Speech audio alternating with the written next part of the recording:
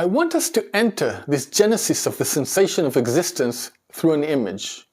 We imagine a small room in which there's a crucible, a melting pot, that can melt metals. And in this room, there's also a hatch that is initially closed. And this room is not aware of itself. It is not aware that it began to exist. The hatch is closed, and nothing from the external reality enters it. Then, at one point, this hatch starts to open, and metals begin pouring in from the outside. That moment when the hatch opens is equivalent to that moment I mentioned when the difference between pre-expectation or preconception and what reality actually brings begins to unfold. The hatch opens and metals begin to enter. They begin to fill the room, and the crucible, the melting pot, begins to work on these metals and starts melting them. There's a certain importance to the proportion between the rate of entering metals and the capacity of the furnace to melt them. As long as the capacity of the melting pot is sufficient to keep up with the metal input, the metals can be converted into more liquid substance and used for the construction of both the melting pot and the room itself. The metals are like beta elements entering the room. The melting pot equals the alpha function, and the more liquid molten metals that can be used to build the room and furnace equal the alpha elements. Now, what happens if the metal input rate is too fast and the melting pot starts to block? The melting pot locks up and can't keep up with melting, and the room starts filling and getting stuck. What happens in this situation? In this situation, it is possible to imagine that the metals begin to be thrown out. The room that is already blocked by metals instinctively starts throwing them out in the hope that they will find other rooms and melting pots somewhere in space. This scenario equals the cries of an infant who can no longer bear the tension and anxiety and begins to release their anguish. If there are processors outside, there are melting pots, there are rooms that can treat these metals and return them processed, the construction can continue. Both the room and melting pot can continue to be built. But if those possibilities do not exist outside, if there are no melting pots, if the melting pots are blocked with their own metals, if they are disconnected, broken, or sealed, what will happen? The metals that the room threw out begin to return to it. It starts to be bombarded by the metals it expelled. In this case, the metals are thrown back and a very harsh experience begins as the room itself begins to be destroyed. It starts to become damaged, as if bullets were bombarding the room itself. The room begins to suffer damage and experiences a certain sense of destruction. It is a tough experience, and according to Bion, those experiences participate in the formation of the psychotic part of the mind.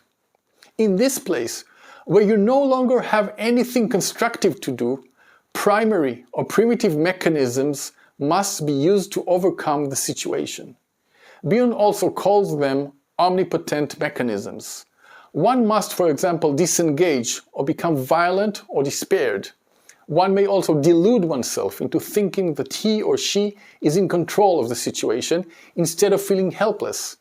Psychosis is another defensive solution that attempts to deal with these unbearable experiences.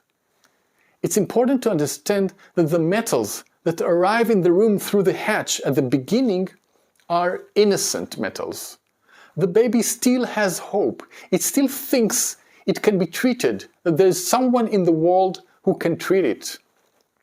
But if it gets blocked and starts throwing metals outside, and outside there is no capacity to treat these metals, and they start getting back to the room, then we will find that the elements, the metals that begin to bombard it again are no longer experienced as innocent.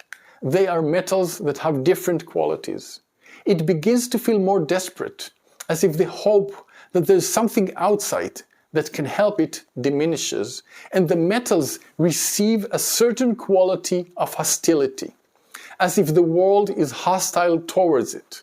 There's something dark, difficult, paranoid, and hostile that enters into the quality of the metals. Bion calls them bizarre elements as opposed to beta elements, which are the initial ones. It is no longer an innocent element, but an element the infant experiences as having hostile intent. Bion uses the term bizarre elements to illustrate psychotic dynamics.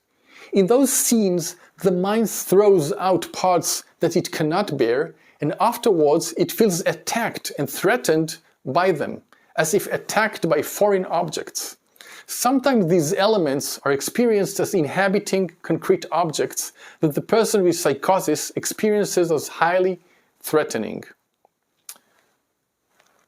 So we have the image of the room, beta elements, alpha function, and alpha elements. As I said, the metals that are thrown from the outside are equivalent to the beta elements. They are equivalent to the no breast or the no thing.